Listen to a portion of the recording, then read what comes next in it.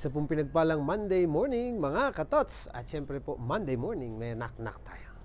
At dahil ngayon po ay rekoleksyon ng mga pari, ay di doon tayo kakabit. Okay? Sige.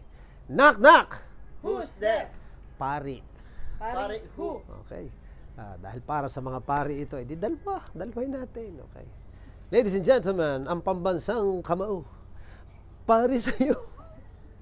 Ang laban na to, pari sa'yo. Kita nyo, umpisa pa lang, pasok na. Okay, may pangalawa pa. Sige, isa pa. Ladies and gentlemen, Apo Hiking Society. Paring kailan lang ang mga pangarap. Ayos. Ayos na tayo. Okay? Sige. Pero, may tanong tayo ngayong umaga. Ano nga ang tanong? Tuloy pa rin ba? Yan ang tanong na, tuloy pa rin ba pagtawa? Hindi. Tuloy pa rin ba? Kasi ang ating ebanghelyo, hinango kay San Lucas, Kabanata 17, mga talata 1 hanggang 6, ay pagpapaalala ni Lord na tuloy pa rin. Tuloy pa rin bang alin? Una, tuloy pa rin pala ang katotohanan natin na tayo ba? Tuloy pa rin nakakasala? Uy. Siguro kung magiging honest tayo, tuloy pa rin maaaring may panahong mas marami, may panahong mas kaunti, mas malala, mas light, pero tuloy pa rin tuloy pa rin tayo sa ating kahinaan. Kaya nga, tuloy pa rin naman ang Diyos ng pag-aalok sa atin ng kanyang awa at habag.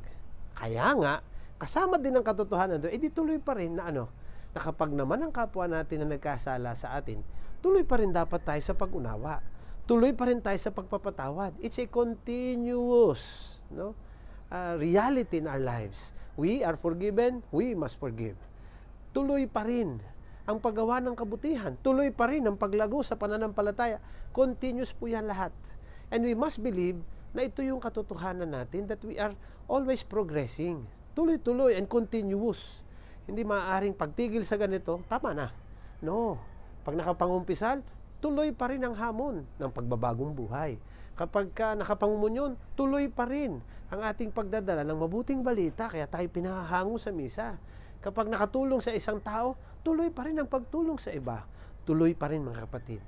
At tuloy pa rin po ang biyaya ng Diyos sa buhay natin. Tuloy pa rin po ang awat habag ng Diyos sa atin. Okay po? So sana po, tuloy-tuloy na ito. Yan.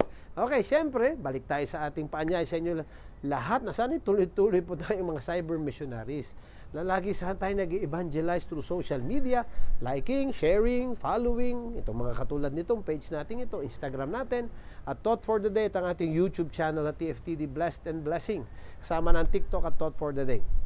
Pagbati natin ng happy birthday sa aking pamangkin, si Francis Japson Maralit, kay Kevin Hirang, kay Mildred Decena, kay Mark Binuya, kay Neps Macoy, kay Veneracion Panalingan, Elizabeth Sena, kay Trixie May Nerwas. Happy birthday! At siyempre po kay Father